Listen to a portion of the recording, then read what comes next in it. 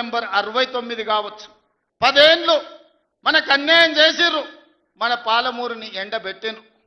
కానీ 2009 నాడు వలస వచ్చి పాలమూరులో ఊరు లేనోడు, పార్లమెంటులో నోరు తెరవనోడు తెలంగాణ రాష్ట్రం వస్తే మన బతుకులు బాగుపడతాయి, కొడంగల్లో ప్రతి ఎకరాకు నీళ్లు వస్తాయని మనందరం కష్టపడి ఎంపీగా గెలిపించినాం. ఆయన ఎంపీ అయ్యిండు, తెలంగాణ రాష్ట్రం వచ్చింది, తెలంగాణకు ముఖ్యమంత్రి అయ్యిండు. కానీ మన కొడంగల్కు నీళ్లు రానియలే, ఏ ప్రాజెక్టు పూర్తి చేయలే. పాలమూరు రంగారెడ్డి ఎత్తిపోతలు అట్లనే ఉండిపోయింది, కల్వకుర్తి అట్లే ఉండిపోయింది.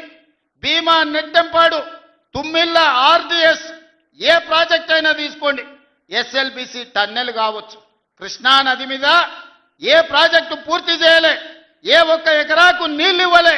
కానీ 1,83,000 కోట్ల రూపాయలు 10 ఏళ్ల కాంట్రాక్టర్లకు బిల్లులు ఇచ్చిండు. 1,000 కోట్ల రూపాయలు వాళ్ళ కుటుంబం కమిషన్లు కొట్టింది. తొడుక్కోవడానికి చెప్పులు లేకుండే, వేసుకోవడానికి బట్టలు లేకుండే, చిరిగిపోయిన చెప్పులతోని రోడ్ల మీద తిరుగుతోళ్ళకి బెంచ్ కార్లు వచ్చినాయి. ఒక ఆయనకు ఎర్రవల్లిలో 1000 ఎకరాల ఫామ్ హౌస్ వస్తే ఇంకొక ఆయనకు జన్వాడలో 100 ఎకరాల ఫామ్ హౌస్ వచ్చింది, అల్లుడికి మొయినాబాద్లో ఫామ్ హౌస్ వచ్చింది. వాళ్ళ బతుకులు బాగుపడ్డాయి, వాళ్ళకి టీవీలు వచ్చినాయి, వాళ్ళకి పేపర్లు వచ్చినాయి, 1,000 కోట్ల రూపాయల వ్యాపారాలు వచ్చినాయి, వాళ్ళకి ఫామ్ హౌజులు వచ్చినాయి. కానీ మనకు మాత్రం నీళ్లు రాలే. ఆనాడు కృష్ణానదిలో వరదలు వచ్చి అలంపూరు మునిగిపోతే అలంపూరు ప్రజల కోసం బంజారాయిల్స్లో నా ఇల్లమ్మి పేదోళ్ళకి ఇల్లు కట్టిస్తాను చంద్రశేఖరరావు చెప్పిండు. ఆయన ఇల్లు అమ్మలేదు, కానీ 100 ఎకరాల ఫామ్ హౌజులు కట్టుకున్నాడు. ఆ నిర్లక్ష్యం నుంచి 10 ఏళ్ళు చూసినాం. ఇక పాలమూరు ప్రజలు నిర్ణయం చేసుకోరు, మా బతుకులు బాగుపడాలంటే మట్టికి పోయినా ఇంటోడే పోవాలని పెద్దలు చెప్పారు. ఇక వాణ్యవనో వీణ్యవనో ఎవనెవనో మోసేది లేదు. మా బిడ్డ ఈ మట్టిలో పుట్టి ఈ మట్టిలో కలిసిపోయి మా బిడ్డ ఈ తెలంగాణకు ముఖ్యమంత్రి ఉండాలి,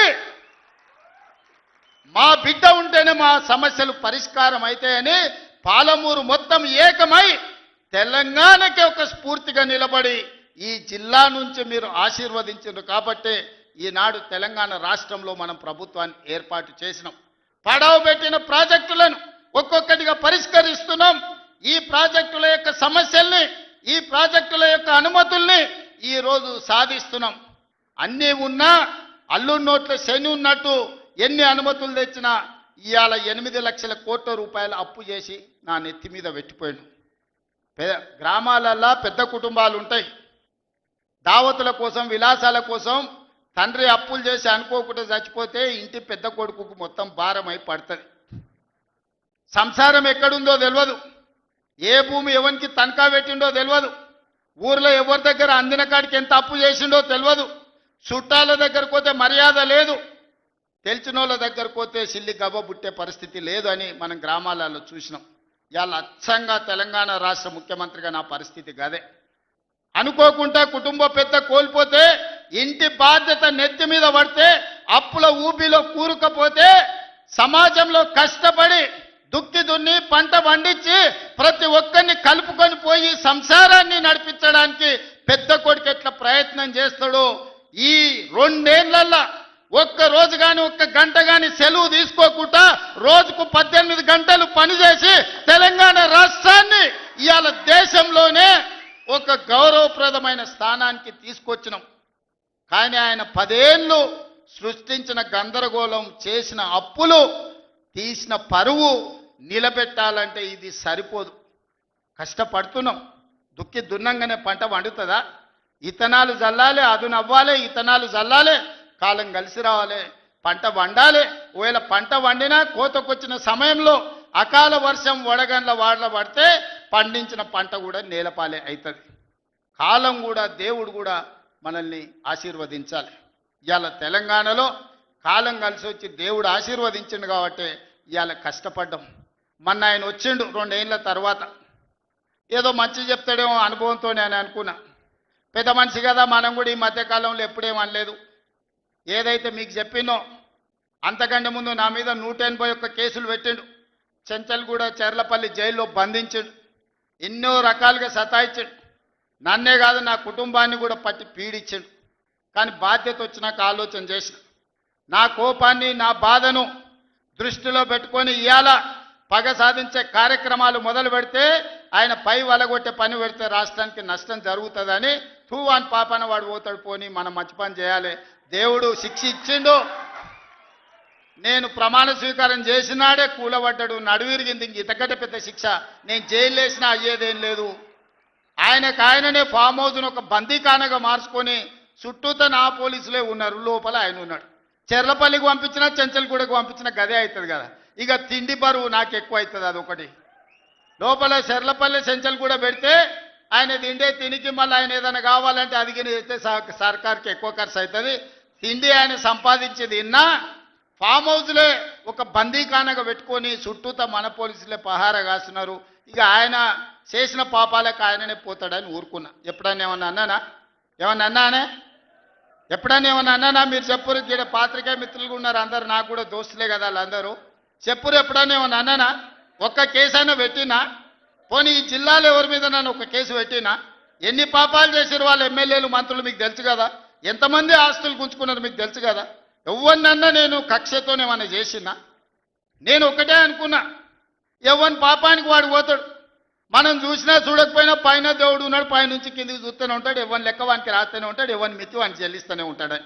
ఆ మిత్తిలో భాగంగానే నేను ప్రమాణ స్వీకారం చేయడానికి పోయిన రోజే మంచం మీద నుంచి బోర్ల పడి మక్కెలు ఇరిగి మూలకు పడ్డాడు. ఇక ఆయన నిన్నొచ్చి పెద్ద మనిషిలాగా మంచి చెప్తాడేమో అనుకున్నా, తోలు తీస్తా అని అన్నాడు. తోలు తీస్తాడంటేనే ఇక నేను చెప్పదలుచుకున్నా, అయ్యేగా నా సంగతి వదులు కానీ మా సర్పంచులు వచ్చిండ్రు, రా ఏ తోలు తీస్తావురా, నీ తోలు తీసుడు కాదు, నిన్ను చీరి చింత కట్టి చింతమడకల ఏలాడేసి కొడతారో లేదో మా సర్పంచులు, రా కొడంగల్కి వస్తావా లేకపోతే మమ్మల్ని చింతమడకకు రమ్మంటావా, మా సర్పంచులను తోలుతా. సోయి లేని మాటలు, స్థాయి లేని విమర్శలు. ఒక్కటన్నా అక్కడికి వచ్చే మాట మాట్లాడిండా? 10 ఏళ్ళు నువ్వు పూర్తి చేస్తే, 10 ఏళ్ళు ఎస్ఎల్బి పూర్తి చేస్తే నల్గొండకు 4 లక్షల ఎకరాలకు నీళ్లు వచ్చేది. 10 ఏళ్ళు పాలమూరు రంగారెడ్డి పూర్తి చేస్తే పాలమూరు జిల్లాలో 10 లక్షల ఎకరాలకు వచ్చేది. కల్వకుర్తి పూర్తి చేస్తే 3.5 లక్షలకు వచ్చేది. భీమా పూర్తి చేస్తే 2 లక్షలకు వచ్చేది. కోయిల్ సాగర్ లేకపోతే ఏది చేసినా, నెట్టంపాటు చేసినా, నా మక్తల్ నారాయణపేట కొడంగల్ పూర్తి చేస్తే 1.5 ఎకరాలకు మాకు నీళ్ళు వచ్చి ఇవాళ కందులు వండించి జొన్నలు వండించి కల్తీ కళ్ళు దాగి బతికే పరిస్థితి మాకెందుకు ఉంటుండే? మేము కూడా మీ లెక్కనే మంచిగా పంటలు వండించేటోళ్ళం, మంచి బట్టలు తొడుక్కునేటోళ్ళం, మేము కూడా మా పిల్లల్ని చదివించుకునేటోళ్ళం. 10 ఏళ్ళు పగబట్టి నారాయణపేట మక్తల్ ప్రాజెక్టును ఈనాడు పక్కన పెట్టి 69 జీవోను తుంగలో దొక్కితే ఊరూరు ఎత్తిపోతల పథకం కోసం మా కార్యకర్తలు, ఈ ప్రాంత రైతులు ధర్నాలు చేయలేదా? పార్టీలకు అతీతంగా 69 జీవో కోసం కొట్లాడలేదా? నీ సొమ్మె ఏం పోయిందా? మాకు నీళ్ళు ఇవ్వాలంటే నీకు ఇంత కడుపు నొప్పా? నువ్వు మళ్ళీ బయటకు వచ్చి ఇవాళ ఆయన తోలు తీస్తా అంటు. తోలు నాది కాదు కానీ ఆ షేక్పేటలో మటన్ కొట్టు మస్తాన్ ఉంటాడు, ఆయన రోజు మేకలను కోసి మండి నడుపుతుంటాడు. ఆయన చెప్పిన కేసీఆర్ ఖాళీగా ఉన్నాడంటనే తోలు తీస్తాడంట, నీ మటన్ కొట్టు మస్తాన్ దగ్గర ఇంత నౌకరీ ఇయ్యండ్రి, ఇంత బోటో కూరనో పోయేటప్పుడు ఈయన బొక్కనో, ఎందుకంటే కోసిన వాళ్ళకు మామూలుగా తోలు తలకాయలు ఇస్తాం కదా మనం ఇంటికాడ దసరా పండుగ అప్పుడు, అవునా? ఏం శివకుమార్ రెడ్డి, మన ఇళ్ళల్లో పండుగ పూట వచ్చి ఆటను కోస్తే కాళ్ళు తలకాయ కోసినోనికి ఇస్తాం కదా. ఇక మటన్ కొట్టు మస్తాన్ కూడా చెప్పిన, ఆ కేసీఆర్ ఖాళీగా ఉన్నాడంటేనే 2 ఏళ్ళు ఫామ్ హౌస్లో ఏం చేస్తుండంటే తోలు తీసేది ప్రాక్టీస్ చేసిండంట, తోలు బాగా తీస్తాడంట. నీ మటన్ కొట్టులో ఈ తోలు తీస్తాడు, కాళ్ళు తలకాయలు మాత్రం ఉచితంగా సాయంత్రం పోతే దావతులో బోటిగిన ఏమైనా కొట్టుకొని సాయంత్రం 2 వేసేటప్పుడు తీసుకుంటాడేమో అని.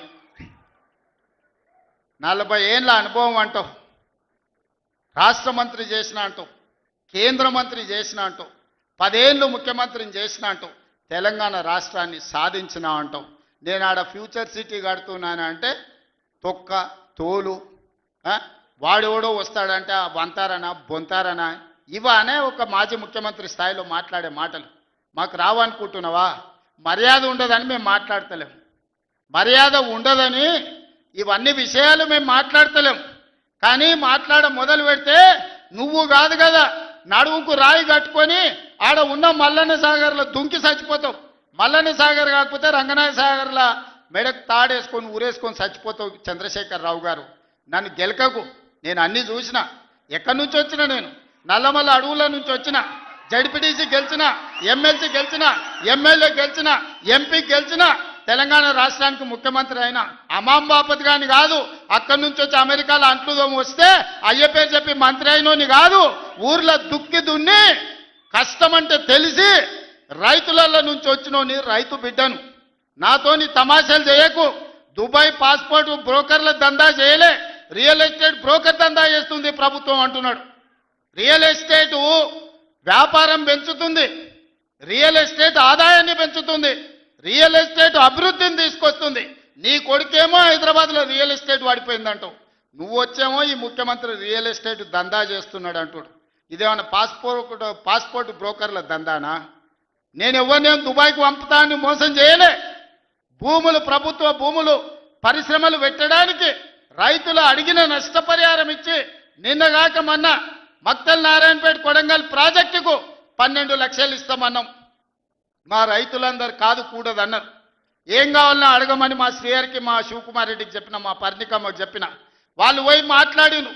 వాళ్ళు అడిగింది నాకు వచ్చి చెప్పురన్న. వాళ్ళు 20 లక్షల ఎకరం కావాలన్నారు.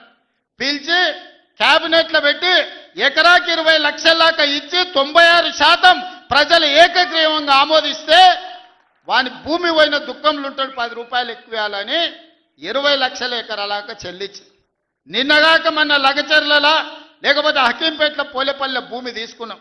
మొదట్లో 7 లక్షలు అన్నారు. అధికారులతో పంచాయతీ పెట్టుకోరు. పాపం తెలిసి తెలియక వాళ్ళు చేసిన అబద్ధాలకు ఈరోజు పంచాయతీ పెట్టుకోరు. చివరికి అడిగినాం, 20 లక్షలు 22 లక్షలు కావాలని ఇచ్చినాం. ఇందిరమ్మ ఇల్లు కావాలన్నారు, ఇచ్చినాం. అక్కడ అభివృద్ధి ఏం కావాలన్నో చేస్తామని చెప్పినాం. ఆడకు జూనియర్ కాలేజ్ ఇచ్చినాం, మెడికల్ కాలేజ్ ఇచ్చినాం, ఇంజనీరింగ్ కాలేజ్ ఇచ్చినాం, డిగ్రీ కాలేజ్ ఇచ్చినాం, అగ్రికల్చర్ కాలేజ్ ఇచ్చినాం, వెటర్నరీ కాలేజ్ ఇచ్చినాం. ఈరోజు సైనిక్ స్కూలు ఈ రాష్ట్రంలోనే లేదు. సైనిక్ స్కూల్ని కూడా ఈరోజు లగచర్ల కాడికి తీసుకొచ్చి పెట్టినాం. ఇవాళ రాష్ట్రంలోనే ఒక ఆదర్శంగా 250 ఎకరాలలో ఒక ఎడ్యుకేషన్ హబ్ కడుతున్నాం. ఈరోజు మేం పోయి ఆ ఊరికో ఈ ఊరికో ఆ పట్టణానికి పోయి చదువుకున్నాడు కాదు, తెలంగాణ రాష్ట్రంలో నలుమూలల నుంచి కొడంగల్కి వచ్చి చదువుకునేటట్టు ఒక ఎడ్యుకేషన్ హబ్బే ఈరోజు కొడంగల్ కడుతున్నాం. ఇది మా విధానం. మేము కక్షల రాజకీయం చేయం, ఎవరి మీద కక్ష కట్టం. ఎవరి పాపానికి వాడు పోతాడని దేవుడి మీద నమ్మకంతో కష్టాన్ని నమ్ముకున్నోళ్ళం. కొడంగల్ ప్రజలు రోజుకో 2 గంటలు ఎక్కువ పని చేసేటోళ్ళే కానీ ఎవరిని సొమ్ము ఆశించేటోళ్ళు కాదు. ఎవరి గురించి మేము ఆలోచన చేయం, మా పని మేము చేసుకుంటాం. కానీ మా పని మేము చేస్తుంటే కూడా కాళ్ళలో కట్టె పెట్టిర్రు అనుకో, ఇక మా సంగతి అయితే చూపుతామయ్యా. ఏమంటారు? అంతేనా? అంతేనా? 2 ఏళ్ళు ఏమన్నా అన్నానా? ఆయన మన బయటకు వచ్చి ఇక చూస్తా, తోలు తీస్తా, తాట తీస్తా, ఇక నీ సంగతి చెప్తా అన్నాడు. రా బిడ్డ రా రా, రెడీగా ఉన్నారా? ఇక అందుకే కొడంగల్ నుంచే చెప్తాం నీకు అని చెప్పి 3 రోజుల నుంచి మాట్లాడలేదు. ఇవాళ మాట్లాడుతున్నా. ఆయన కొడుకు చెప్తున్నాడు, మైకు ముందలకు వస్తలేడు, ఆయన దాచుకున్నాడు అని. నీ ముఖం ఎప్పుడైనా చూసుకున్నావులా అద్దంలా? పేడమూతి బోడిలింగం, నువ్వు కూడా నా గురించి మాట్లాడతావా? నీవెంత, నీ స్థాయి ఎంత? అయ్య పేరు చెప్పి బతికటోనివి నువ్వు, ఆంధ్రలో గుంటూరులో గుడివారిలో చదువుకున్న నువ్వు, నీకేం తెలుసు తెలంగాణ గురించి, మా పౌరుషం గురించి? నువ్వు కాదు, మొత్తం నీ జాతినంతా తెచ్చుకో. ఎట్లా తెచ్చుకుంటావు? ఏడికి రావాలనో చెప్పు. మా ఊరు అన్నారా, మేమన్నా మీ ఊరికి వస్తాం. ఎవడు భయపడుతుండో సంగతి తేలుస్తా. వెనకటికోసారి చెప్పిన గిట్లనే గజ్వేల్కి వచ్చి చూడు అని చెప్పిన, గజ్వేల్కి వస్తా బిడ్డ, నీ నెత్తి మీద కాలు పెట్టి తొక్కుతా అని. గజ్వేల్కి లక్షలాది మంది కార్యకర్తలతో పోయినాం. కాలు మీద పెట్టి తొక్కితే పాతాళానికి పోయిన మళ్ళీ ఇప్పటి వరకు తేలలేదు. ఇవాళ చెప్తున్న మీడియా మిత్రులారా రాసుకోండి, 2029 ఎన్నికల్లో 2/3 మెజారిటీ మన సీట్లు ఒకవేళ 119 ఉంటే 80కి పైగా సీట్లతోని 2029లో మా ప్రభుత్వం ఏర్పాటైంది. ఒకవేళ 153 సీట్లయితే 100 పైగా సీట్లతోని 2/3 మెజార్టీతోని తెలంగాణలో రెండోసారి కాంగ్రెస్ ప్రభుత్వాన్ని తెస్తాం. ఇది మా సవాల్. చంద్రశేఖర్ రావు గారు, తారక రామారావు గారు, హరీష్ రావు గారు, దయాకర్ రావు గారు, ఇట్లా చెప్పుకుంటూ పోతే వినోదరావు గారు, కుక్కట్పల్లి కృష్ణారావు గారు రాసి పెట్టుకో. 2029లో 2/3 మెజార్టీతోని ఈ రాష్ట్రంలో కాంగ్రెస్ ప్రభుత్వాన్ని ఏర్పాటు చేస్తా. ఇదే నా సవాల్. శాతనైతే కాసుకో బిడ్డ. నీ రాజకీయం ఏందో నేను చూస్తా. నేను రాజకీయం చేసినంత కాలం ఈ కల్వకుంట చూసేటోళ్ళు కాలకుంట విషం లాంటి కేసీఆర్ కుటుంబాన్ని అధికారులకు రానివ్వను. ఇదే నా శపథం. ఇదే నా శపథం. కొడంగల్ బిడ్డగా ఈ గడ్డ మీద నుంచి నేను శపథం చేస్తున్నా.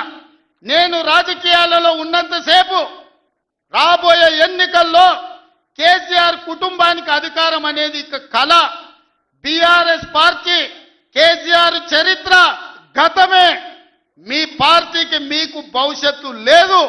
ఎవడైనా చర్చించుకుంటే పొద్దుపోయినప్పుడు మాట్లాడుకోవడానికి పనికొచ్చే చరిత్రనే తప్ప భవిష్యత్తు తెలంగాణ రాష్ట్రానికి నీ తరఫున ఒరిగేది ఏమీ లేదు.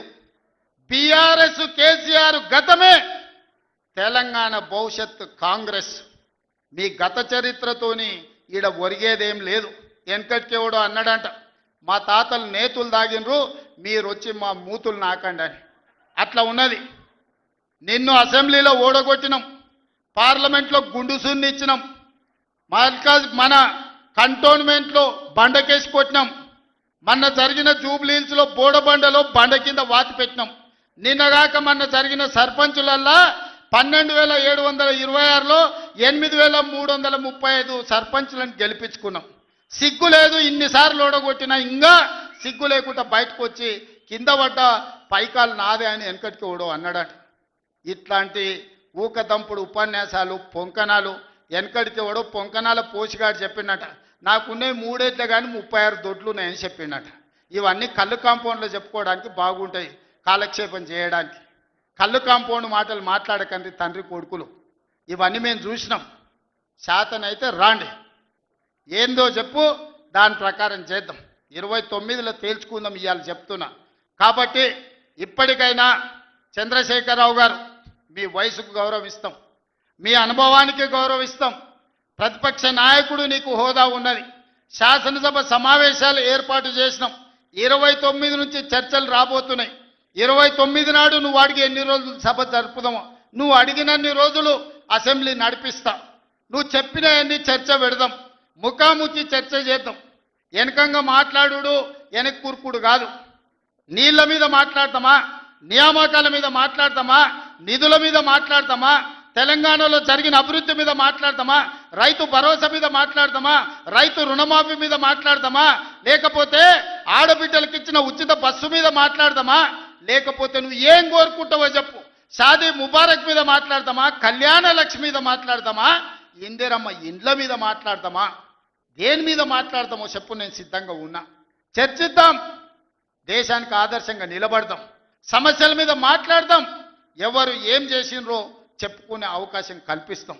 రాండి, మీరు మొహం చాటేసి ఫామ్ హౌస్లో పడుకొని మీరు ఖాళీగా ఉన్నప్పుడు పార్టీ ఆఫీసులు వచ్చి 10 మంది చెంచాలను పెట్టుకొని ఆ 10 మంది చెంచగాళ్ళ ముందల నువ్వు పొంకనాలు కొట్టుడు కాదు.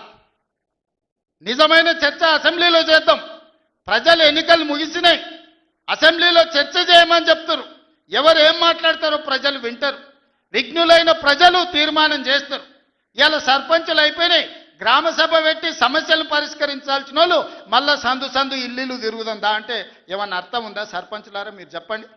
ఇల్లు తిరిగినరు, ప్రజల దగ్గరకు పోయిరు, ప్రతి తలుపు తట్టిరు, ప్రతి గుండెకి చేరు, నమస్కారం పెట్టిరు, గెలిస్తే వాళ్ళు తీర్పిచ్చారు, మీరంతా సర్పంచులు అయ్యారు. గ్రామ సభ పెట్టి గ్రామ పంచాయతీలో మాట్లాడుకోవాలి, అంతేనా? వార్డు మెంబర్లు, ఉప సర్పంచ్, సర్పంచ్ కూర్చొని మాట్లాడుకొని ఏ సమస్యలున్నా పరిష్కరించుకుంటాం. అది ఇచ్చిపెట్టి మళ్ళీ ఎవడో పోరంబోకోడు ఇల్లు తిరుగుదాం రా అంటే పోతారా? ఇవాళ కేసీఆర్ కూడా గట్టిగా మాట్లాడుతున్నాడు. ఈడ మాట్లాడదాం రావంటే రంగారెడ్డి జిల్లాలోటి, పాలమూరులోటి, నల్గొండలోటి ఆయన మీటింగులు పెడతాడంట. నువ్వు మీటింగులు పెట్టకపోతే సంతలో పోయి బర్లను కాసుకో, మేము వద్దంటున్నామా? మాదేం పోయింది? నీకు పొద్దు పోకపోతే మా కల్వకుర్తి సంతల్లో, కొడంగల్ సంతల్లో, ఇట్లకెళ్ళ మా ఎడ్ల సంతలు బొచ్చడు ఉన్నాయి. మత్తల్లో కూడా లేదు. పెబ్బేర్లో పెద్ద సంత ఉన్నది, పసల సంత. పోయి ఆడ పసల కాడ పోయి బర్రం కాసుకోపో, నేను వద్దంటున్నానా? నాదేం పోయింది? నీకు ఎట్లాగూ పని లేదు, ఖాళీగా ఉన్నావు. ఖాళీగా ఉన్నాడు ఆ పెప్పేరు సంతలో బర్రెలు కాసుకోపో బర్రెలు కొనుక్కోపో నేను వద్దానన్నా. చర్చ చేయడానికి సభ ఉంది, అర్థవంతమైన చర్చలు చేద్దాం, తెలంగాణ ప్రజలకు వివరిద్దాం. అప్పుల మీద వివరిద్దామా, అభివృద్ధి మీద వివరిద్దామా, ఉద్యోగ నియామకాల మీద వివరిద్దామా, నీళ్ల మీద వివరిద్దామా, నువ్వు కట్టి కూలిన కాళేశ్వరం మీద మాట్లాడదామా, టెలిఫోన్ ట్యాపింగ్ మీద మాట్లాడదామా, సొంత బిడ్డనే ఇంటల్లుడు ఫోన్ ట్యాపింగ్ చేసినోడు ఇంతకంటే సిగ్గులేనోడు ఉంటాడా అని వాళ్ళు చెప్తారు. ఓ పక్కన నేను 1 కోటి మంది ఆడబిడ్డలకు చీర పెడతా సారె పెడతా నేనంటే ఉన్నొక్క చెల్లెల్ని ఇంట్లోకి వెళ్ళి బయటకు వెళ్ళగొట్టిన వాడు ఆస్తిలో వాటా అయ్యేస్తుంది. గంత పనికిమాలినోడు, సొంత చెల్లెలకే చీర పెట్టలేనోడు, సొంత చెల్లెలకే పండుగ పూట బుక్కెడు బువ్వ పెట్టినోడు వాడు కూడా ఒక మనిషా? మా ఆడబిడ్డలను ఆలోచన చేయమని అంటున్నా. ఏం ఆశిస్తామమ్మ పుంటింటి కాడ మనం చెప్పురి? మెట్టింటికి వచ్చిన తర్వాత పండుగ పూట ఇంత బుక్కెడు పువ్వ పెడతాడు, మా ఎన్నో తమ్ముడో ఉంటే చీర పెడతాడు, ఇంటి ఆయన ముందర ఇజ్జత్ పోకుంటూ ఉండని కానీ కోరుకుంటా. గంతేనా? వాళ్ళ ఆస్తి అడుగుతామా?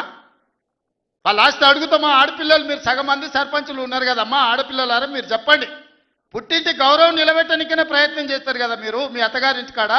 వాళ్ళ ముందర మీకు ఇజ్జత్ లేకుండా పండుగ పూట తల్లిదండ్రులు వాడు అన్ననో తమ్ముడో ఉంటే పండుగకి ఇంటికి కూడా విలువకపోతే మీ అత్తగారి ఇంటి కాడ పక్కింటి కాడ తోటికోడల ముందర ఇజ్జత్ పోతుంది. అమ్మ గిత్త కంటే అవమానం ఉంటుందా? ఓ పిలిచో సారి చీర పెట్టకపోయినా మీరే కూడా పెట్టుకుని ఉంటే వానికి ఇచ్చో చీర కొని నువ్వు పెట్టినట్టు అని చేయరా అంటాం. పుట్టింటి ఇజ్జత్ ఎవరని తీస్తారా? ఏ ఆడబిడ్డనైనా తెలంగాణలో ఉన్న ఆడబిడ్డ ఎవరైనా ఎంత కష్టమని ఉండని ఎంత నష్టమని ఉండని పుట్టింటి ఇజ్జత్ నిలబెట్టడానికనే ప్రయత్నం చేస్తుంది కదా. మీరు అందరు కూడా తెలంగాణ ఆడబిడ్డలే కదా. ఇవాళ ఇంతో అంతో తండ్రి గాలికి సంపాదించిన దాంట్లో వాటా ఇవ్వాల్సి వస్తుందని మెడలు పట్టి దొబ్బుతీవి నీ సొంత చెల్లెలు. నీ సొంత చెల్లెలకే సమాధానం చెప్పలోని ఆయన నాకు సవాలు ఇసురుతున్నాడు. ఈ అవ్వ లాగులో తొండలు ఇచ్చి కొత్త బిడ్డ నేను అనుకుంటున్నావేమో. నా సంగతి ఇంకా తెలియదు. మీ నాయనని అడిగి ఇంటికి పోయి చెప్తాడు. ఏ అమెరికాలో బాత్రూమ్లు అడిగినట్టు అనుకుంటున్నావు నాతో మాట్లాడు అంటే నేనేదో మార్చుకుంటుండే పోని అవల పోరోడు గాలికి తిరిగేటోడి గాలికి అంతో నాకెందుకని ఇవన్నీ వేషాలు. ఇంకా పక్కలో ఒక నలికుట్లోడు ఉంటాడు, 6 అడుగులు ఉన్నా అనుకుంటాడు, అంత తలకాయ ఎక్కడుందో నాకు తెలియదు. కేసీఆర్ వచ్చి గర్జించిందంట, గర్జనకు నేను పోయి లోపల దాచుకున్నంట.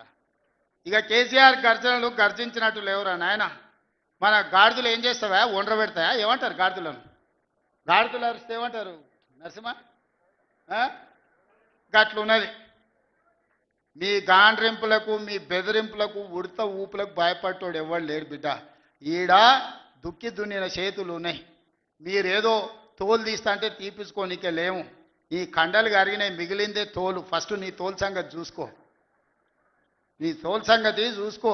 ఊర్లో మాకు తెలుసు, ఊర్లల్లో నాటుకోళ్ళు ఉంటాయి కదా, కోని కాల్చినాక మనం మంచిగా కాల్చి తోలు తీసి పసుపు పెడతాం కదా, మంచిగా తోలు తీసి పసుపు పెడతారు బిడ్డ మా కొడంగల్ వాళ్ళు. నువ్వేదో తెలివితేటలు అనుకుంటున్నావు.